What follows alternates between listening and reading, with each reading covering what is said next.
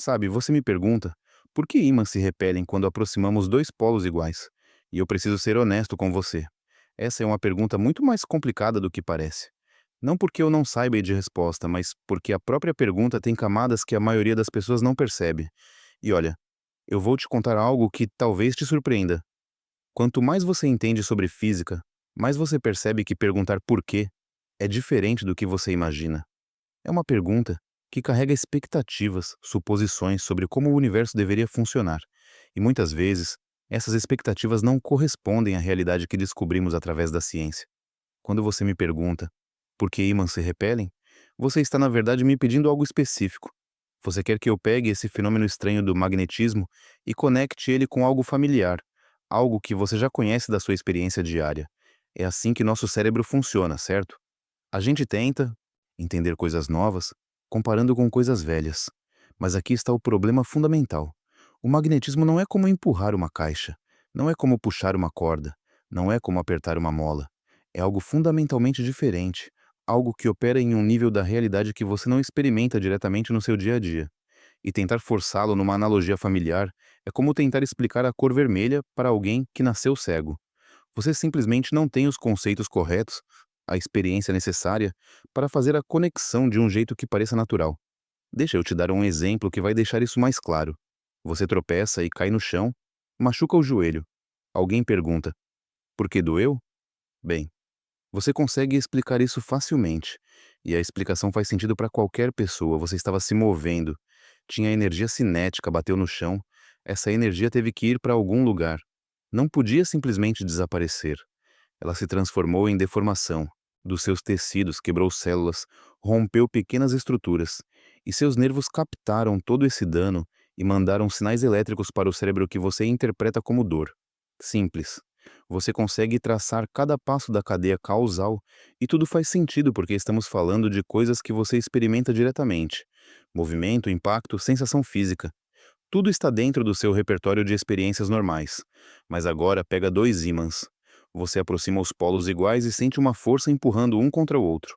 Não tem nada tocando visivelmente. Não tem ar sendo comprimido entre eles de forma que você possa ver ou sentir além da própria repulsão. Não tem calor sendo gerado. Não tem som sendo produzido. Só essa força misteriosa atravessando o espaço aparentemente vazio, agindo através do ar como se não houvesse nada ali. E você quer saber por quê? Mas por que em que sentido exatamente? Veja bem, eu posso te dar várias respostas dependendo do que você realmente quer saber, do nível de profundidade que você busca. Eu poderia te dizer, ímãs se repelem porque há um campo magnético ao redor deles, e quando você coloca dois polos norte juntos, esses campos interagem de uma maneira que cria uma força repulsiva. Ok, isso parece uma resposta, mas isso realmente responde sua pergunta? Provavelmente não completamente, porque agora você quer saber. Tá, mas o que é um campo magnético? Como ele funciona? E eu digo, um campo magnético é uma região do espaço onde forças magnéticas atuam sobre outros ímãs ou sobre cargas elétricas em movimento. E você pergunta, mas por que existe essa região? De onde ela vem? O que a cria? E eu respondo, vem do alinhamento de dipolos magnéticos atômicos no material do ímã. E você continua, por que átomos têm dipolos magnéticos? E eu explico, por causa do spin dos elétrons e do movimento orbital deles ao redor do núcleo atômico. Mas por que elétrons têm essa propriedade de spin? Porque é uma propriedade intrínseca deles, assim como carga elétrica é uma propriedade intrínseca. Você vê para onde isso está indo? A cada resposta que eu dou, você pode fazer outra pergunta: por quê? E eventualmente, inevitavelmente, chegamos num ponto onde a única resposta honesta, a única resposta verdadeira que eu posso dar é: porque é assim que o universo funciona. Porque essas são as propriedades fundamentais da realidade que descobrimos através de experimentos. Não estou sendo evasivo quando digo isso. Não estou tentando escapar da pergunta. Estou sendo completamente honesto contigo. Chegamos nas propriedades fundamentais da realidade, nas regras básicas do jogo. E ali não há mais porquês no sentido que você espera, no sentido de algo ainda mais fundamental explicando essas propriedades. Olha, deixa eu te contar uma coisa sobre como a física realmente funciona, porque eu acho que tem uma confusão enorme sobre o que cientistas fazem quando fazem ciência. As pessoas pensam que ciência é sobre responder por quê, no sentido filosófico profundo, descobrir as razões últimas de todas as coisas. Mas não é isso. Ciência é sobre descrever como, com precisão absurda, quase perturbadora. Eu posso te dizer exatamente como dois ímãs vão interagir. Posso calcular a força entre eles com uma precisão incrível usando as equações que conhecemos. Posso prever o que vai acontecer se você colocar um terceiro ímã ali, ou se você aquecer eles, ou se você os colocar dentro de um campo elétrico, ou se você os mover em velocidades diferentes. Eu domino completamente o como, mas o porquê último, a justificativa final para por que o universo escolheu essas regras específicas e não outras, esse simplesmente não existe da forma que você imagina. Pensa comigo num exemplo cotidiano. Você tem uma tia que foi parar no hospital. Alguém pergunta: por que ela foi para o hospital? Ah, porque ela escorregou no gelo lá fora e quebrou o quadril. Ok, faz sentido. Isso responde à pergunta num nível que satisfaz a maioria das pessoas. Mas eu posso perguntar: por que ela escorregou? Porque gelo ele é escorregadio, todo mundo sabe disso. E por que gelo ele é escorregadio? Agora você precisa explicar que há uma camada fina de água líquida na superfície do gelo, mesmo abaixo de 0 grau, e essa camada reduz drasticamente o atrito entre o gelo e qualquer coisa que esteja em contato com ele. Mas por que há essa camada de água? Agora você entra em física molecular, precisa falar sobre ligações de hidrogênio, sobre como as moléculas na superfície do gelo se comportam diferente das moléculas no interior porque elas têm menos vizinhas para formar ligações, e essa diferença cria condições para que uma camada superficial permaneça líquida. E por que as moléculas de água formam ligações de hidrogênio desse jeito específico?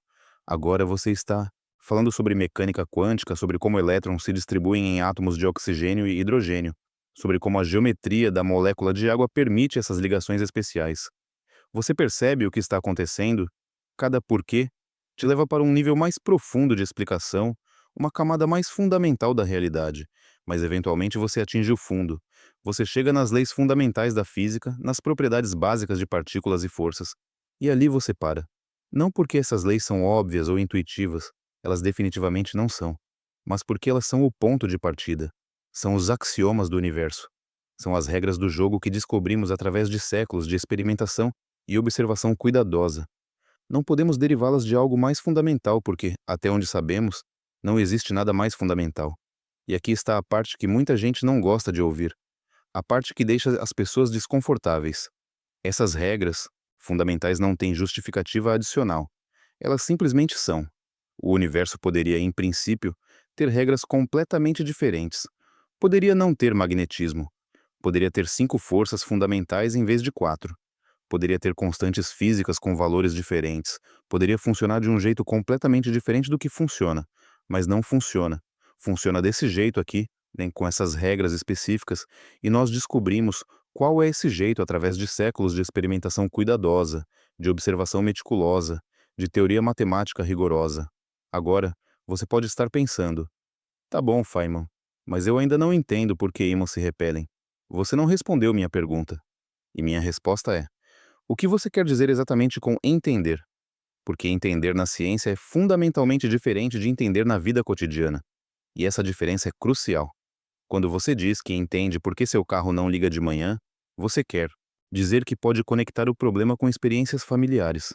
Bateria descarregada porque você deixou os faróis ligados, sem combustível porque você esqueceu de abastecer, motor quebrado porque você ouviu um barulho estranho ontem. Mas quando um físico diz que entende eletromagnetismo, ele quer dizer algo completamente diferente. Ele quer dizer que domina as equações de Maxwell, consegue resolver problemas complexos, fazer previsões quantitativas que batem com experimentos. Não significa que ele tenha uma sensação reconfortante de familiaridade com campos magnéticos. Não significa que campos magnéticos fazem sentido para ele da mesma forma que empurrar uma caixa faz sentido. Vou te dizer uma verdade desconfortável, que a maioria dos professores não tem coragem de falar. As leis fundamentais da natureza não são intuitivas, e nunca vão ser. Nunca. Sua intuição foi desenvolvida através de milhões de anos de evolução para lidar com objetos do tamanho de pedras e animais se movendo em velocidades cotidianas num ambiente terrestre específico. Não foi desenvolvida para campos magnéticos invisíveis, ou para o comportamento bizarro de elétrons, ou para o que acontece quando você se aproxima da velocidade da luz.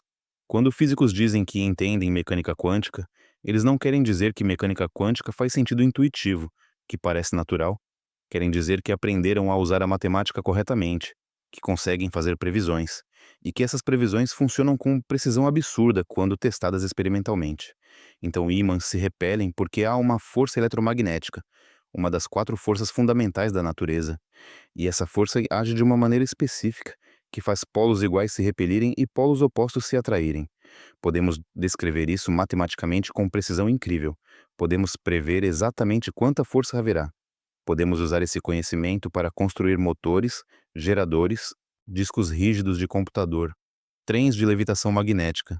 Mas por que existe força eletromagnética em primeiro lugar? Não sei. Ninguém sabe. Por que ela age desse jeito específico e não de outro? Porque experimentos mostram que é assim. Se você não acha isso satisfatório, eu entendo completamente seu sentimento, mas preciso te dizer com toda a honestidade: você está procurando um tipo de explicação que simplesmente não existe para fenômenos fundamentais. E sabe o que é interessante nisso tudo? Essa é, na verdade, a beleza profunda da física, a honestidade brutal que faz dela uma forma especial de conhecimento. Nós não fingimos ter respostas que não temos. Não inventamos histórias reconfortantes só para fazer as pessoas se sentirem melhor. Dizemos: olha, descobrimos essas regras através de experimentos cuidadosos. Elas funcionam incrivelmente bem. Podemos construir toda a tecnologia moderna em cima delas, mas não sabemos por que o universo escolheu essas regras em vez de outras possíveis. Essa honestidade intelectual, essa humildade diante do vasto desconhecido, essa recusa em fingir certeza onde não há, isso é ciência de verdade. Isso é o que separa ciência de filosofia vazia ou religião dogmática. Tem gente que fica frustrada com essa resposta e diz que cientistas são arrogantes, que fingem saber tudo, que são fechados para outras formas de conhecimento, mas é exatamente o oposto. Estou te dizendo explicitamente com toda clareza o que não sei. Estou te mostrando os limites precisos do conhecimento humano atual. Arrogância seria eu inventar uma resposta bonita, filosófica, que parece profunda, mas não significa absolutamente nada, que não pode ser testada, que não faz previsões. Humildade é dizer: esse é o limite do que podemos explicar agora com as ferramentas que temos. E tem mais uma camada aqui que eu acho absolutamente fascinante e que poucas pessoas param para considerar. A própria pergunta por que ímãs se repelem assume implicitamente que deveria haver uma razão mais profunda, um propósito, uma causa mais fundamental ainda não revelada. Mas por que você assume isso? De onde vem essa expectativa? Porque na sua experiência cotidiana limitada, tudo tem uma causa clara. Você empurra uma bola, ela rola. Você solta algo, ele cai. Causa e efeito. Sempre conectados, sempre compreensíveis. Mas quando você chega nas leis fundamentais da física, você está além de causa e efeito no sentido usual. Você está nas próprias regras que definem o que é causa e efeito neste universo. É como perguntar: por que as regras do xadrez são exatamente essas? Bem, porque essas são as regras que definem o jogo de xadrez. Você poderia ter regras diferentes, peões se movendo três casas, torres se movendo em diagonal, e seria outro jogo completamente diferente. O universo poderia ter regras diferentes e seria literalmente outro universo, com outras possibilidades, outras impossibilidades. Mas essas são as regras do nosso universo específico, e nós as descobrimos através de observação cuidadosa, experimentação rigorosa, pensamento matemático profundo. Não as inventamos porque achamos bonitas. Não as escolhemos porque gostamos delas. Apenas as descobrimos penosamente ao longo de séculos. Então, resumindo tudo isso de forma clara, ímãs se repelem porque campos magnéticos interagem de uma maneira específica, matematicamente precisa, que podemos descrever com as equações de Maxwell e prever com exatidão extraordinária, mas que não podemos reduzir a algo mais simples ou mais fundamental porque já estamos no nível básico da realidade física. Se essa resposta te deixa desconfortável, se te faz sentir que algo está faltando, bem-vindo ao clube de todo físico honesto que já existiu. A realidade é profundamente estranha quando você olha de perto. O universo não tem obrigação nenhuma de fazer sentido intuitivo para primatas evoluídos numa pequena rocha girando ao redor de uma estrela comum. Sua obrigação é apenas existir conforme suas próprias regras, e a nossa tarefa fascinante é descobrir quais são essas regras através de observação e experimento.